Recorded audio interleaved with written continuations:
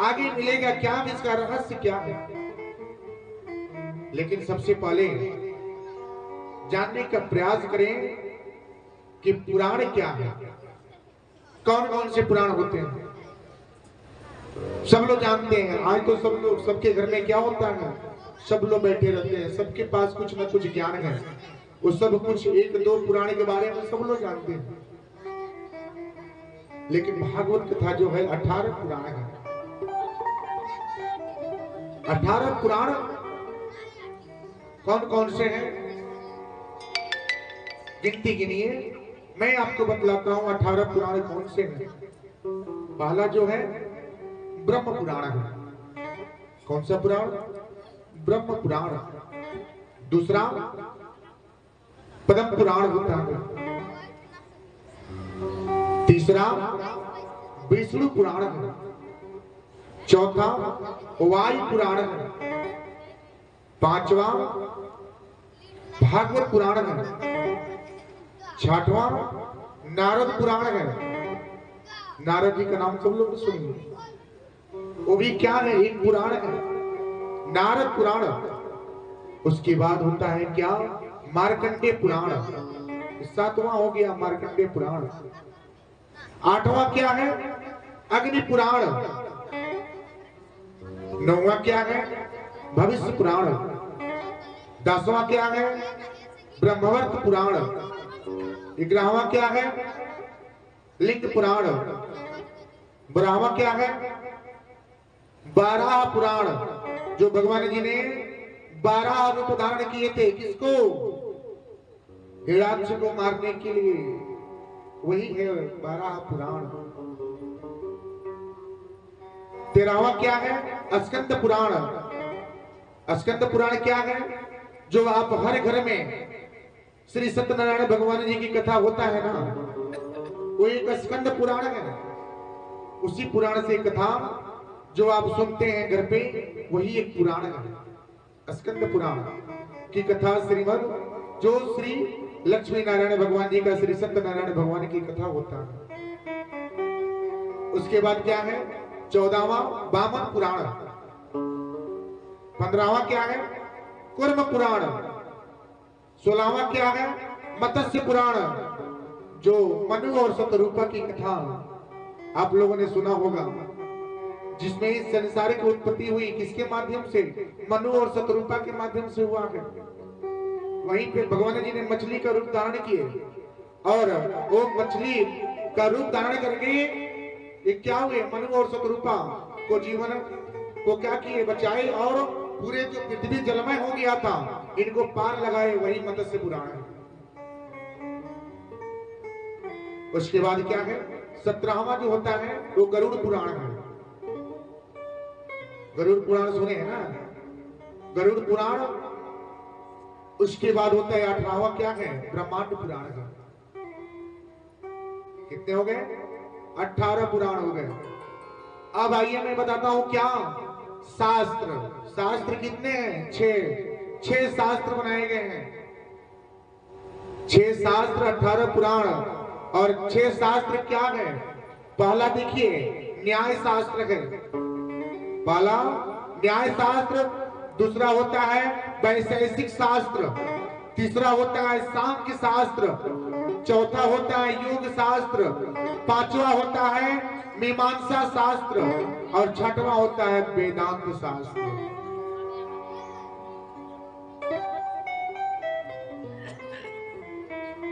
अब आइए वेद। वेद होते हैं 4।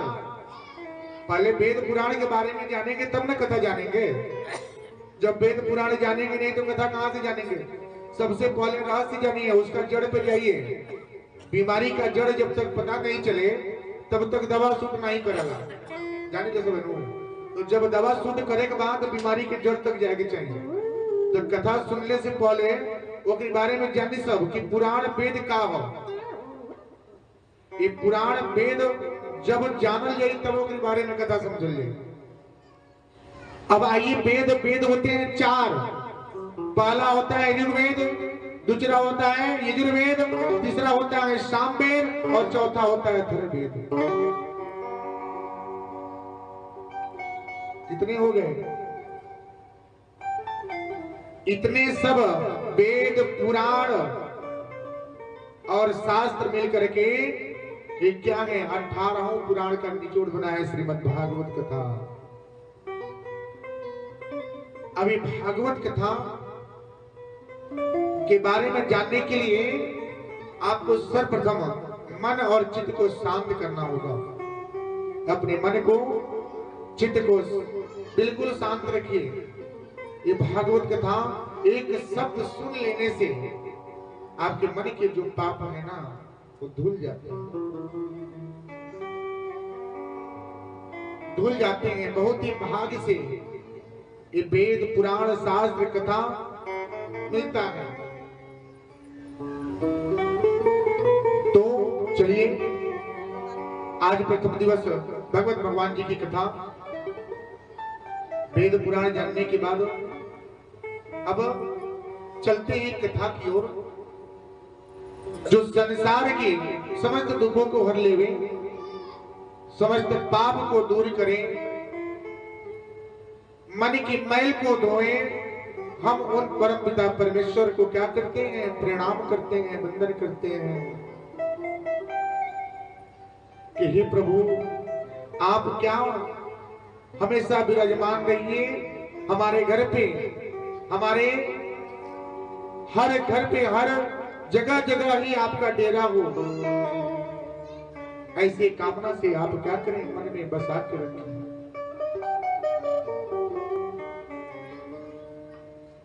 व्यक्ति गलत तब हो जाता है जब वो लोभी बन जाता है।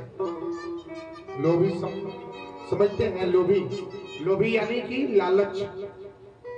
भगवान जी ये नहीं कहते कि आप क्या धन न कमाए, ठाकुर जी ये नहीं कहते कि क्या कि आप जतन न करें, लेकिन जतन करने के साथ साथ हमारा भी ध्यान रखें। पाप तब लगता है जब आप उन्हें भूल जाते हैं। जिस दिन वो व्यक्ति समझ जावे कि हमारे ऊपर भी काल बैठा है, तो कभी वो जीवन में पाप कर ही नहीं सकता। वो भूल जाता है कि हमारे ऊपर भी कोई है। अहंकार सबसे बड़ा शत्रु है आपका, हमारा, सबका बड़ा, सबसे बड़ा शत्रु अहंकार है, सबसे बड़ा। इससे त्यागी, जब तक इसे दूर नहीं करेंगे तब तक भक्ति नहीं मिलेगी। भक्ति के 3 मार्ग हैं। क्या? ज्ञान मार्ग, भक्ति मार्ग और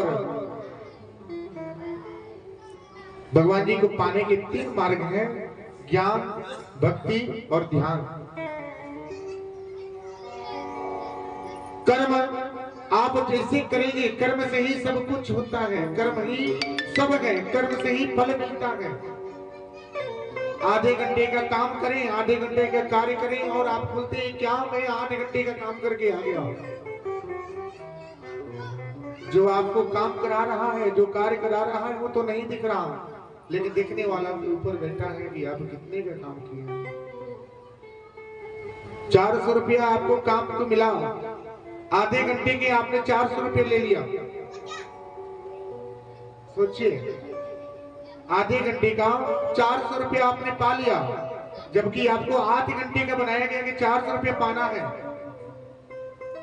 देने वाला तो दे दिया, लेकिन भगवान देख रहे हैं कि आपका क्या उचित है, क्या अनुचित है।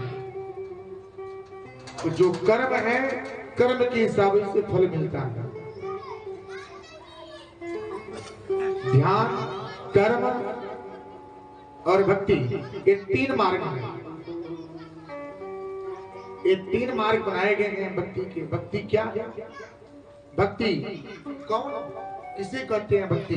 सब लोग बोलते हैं क्या कि हम भक्ति करते हैं, हम भगवान जी का अर्चन करते हैं, वंदन करते हैं, प्रार्थना करते हैं सब लोग, लेकिन ना, वो केवल करते हैं। बोलते हैं मैंने तो इतना धूप बत्ती जलाया, इतना कपूर जलाया, इतना सब कुछ किया, लेकिन भगवान जी हमारा सुनता नहीं। क्यों? क्योंकि सच्चे मन से कभी आपने भक्ति किया ही नहीं।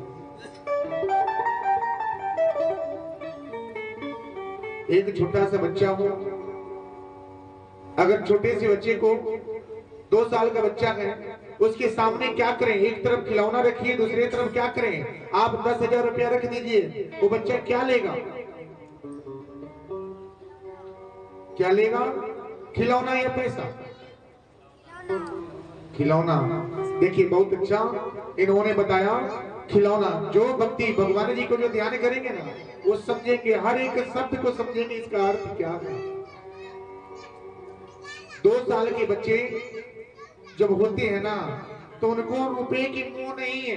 रुपया तो आपको चाहिए, हमको चाहिए, सबको चाहिए, लेकिन जब 2 साल का जो बच्चा होता है ना, उसको रुपये की भूख नहीं है, उसको तो खिलौने का भूख है, क्योंकि उसने खेलना सीखा। वही जो बच्चा जो बड़ा होता है ना, जब वृद्धावस्था जब बच्चा हो जाता है, वही जब बच्चा वृद्धावस्था में जाता है, तो एक तरफ 1 लाख रुपया रखिए, दूसरी तरफ परिवार रखिए, तो उस वृद्धा व्यक्ति को क्या चाहिए? पैसा या परिवार? क्या चाहिए? परिवार चाहिए। देखिए बहुत अच्छा जवाब मिला, इन्होंने इतना सुंदर जवाब दिए कि उस उम्र में पैसे की भूख नहीं है, परिवार की भूख लगता है। क्यों? कि उनकी देख रेख करें, समय से 2 रोटी देवें, 1 गिलास जल देवें, उनको सेवा करें। धन की भूख नहीं है, लेकिन आज ना धन देख के लोग सेवा करते हैं। आप करते हैं, हम करते हैं, लेकिन भगवान जी देख रहे हैं क्या कि आप कितने श्रद्धा भाव से कर रहे हैं। जो सच्चे मन से भगवान की, जो सच्चे मन से सेवा करे ना, उनके जीवन क्या कभी कष्ट से नहीं भरा रहता, कभी नहीं भरा रहता। भक्ति क्या है? भक्ति किसे कहते हैं? कौन है भक्ति? भक्ति कहां से आया? अब देखिए, यही कथा का जड़ है। आप लोग क्यों आए? आने का कारण क्या है? किसने बुलाया? कौन बुलाया? क्यों आए? कुछ तो रहस्य होना चाहिए। बोलेंगे क्या हम कथा सुनने आए, श्रीमद् भागवत कथा श्रवण करने आए? अच्छा है, लेकिन बुलाया कौन? भगवान जी के वास्ते। भक्ति कौन है? एक बार जब इस संसार के दुखों से घिरा था, तो सबसे पहले इस सूत जी ने सौनकादि ऋषियों के द्वारा कथा जो है प्रचार कराए। सौनकादि ऋषि कौन? जिस तरह से हम आप सब लोग बैठे हैं, उसी तरह से उस समय पे ऋषि महात्मा हुआ करते थे, और ऋषियों के द्वारा एक कथा यहां तक आया। सूत जी ने ऋषि को बताया, ऋषि ने ये सब प्रचार प्रसार किए, उसमें नारद जी भी थे। अब संसार कल्याण के लिए भगवान ने जब कथा श्रवण कराई, तो अब कैसे कल्याण होगा, किस तरह से होगा? अभी प्रचार के लिए नारद जी निकल पड़ते हैं, समस्त संसार की ओर देखने निकल पड़ते हैं स्वर्ग से। देखिए क्या, आते आते देखिए क्या, एक रास्ते में एक अबला स्त्री बैठी है, और दोनों तरफ क्या है? 200 पड़ा है, वो रो रही है। नारद जी ने पूछे कि क्यों रो रही हो? रोने का कारण क्या है? रोने का वजह क्या है? क्यों रो रही हो? ये कुछ नहीं बोलती है स्त्री, कुछ बोली नहीं, फिर भी रो रही है। नारद जी बोले कि आप बताइए रोने का वजह क्या है? तुम्हारा नाम क्या है? और ये कौन है? ये क्यों ऐसे सोए पड़े हैं? कौन है?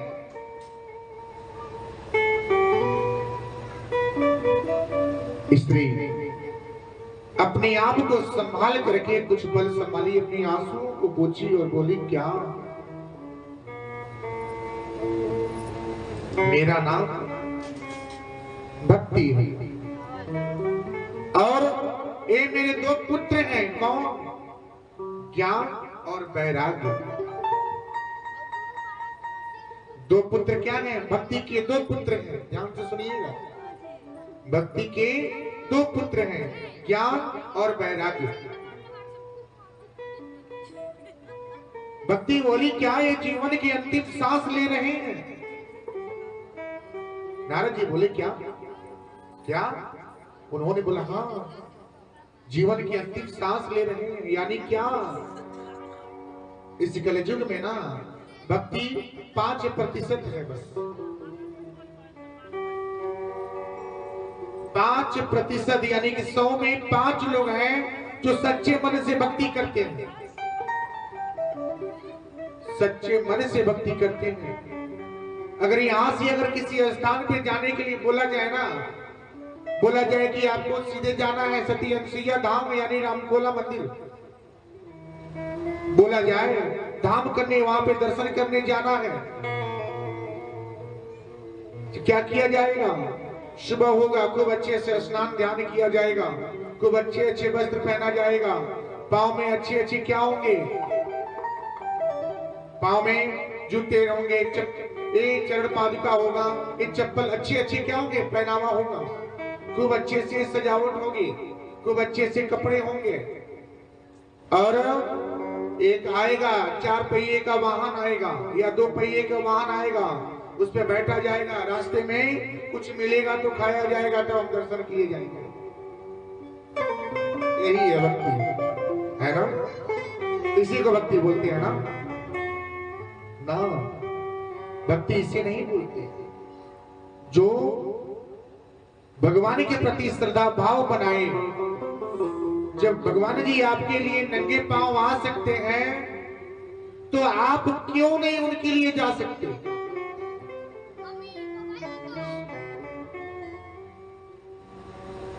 जब द्रौपदी का चिरहरण हो रहा था ना, तो उन्होंने बोला, क्या?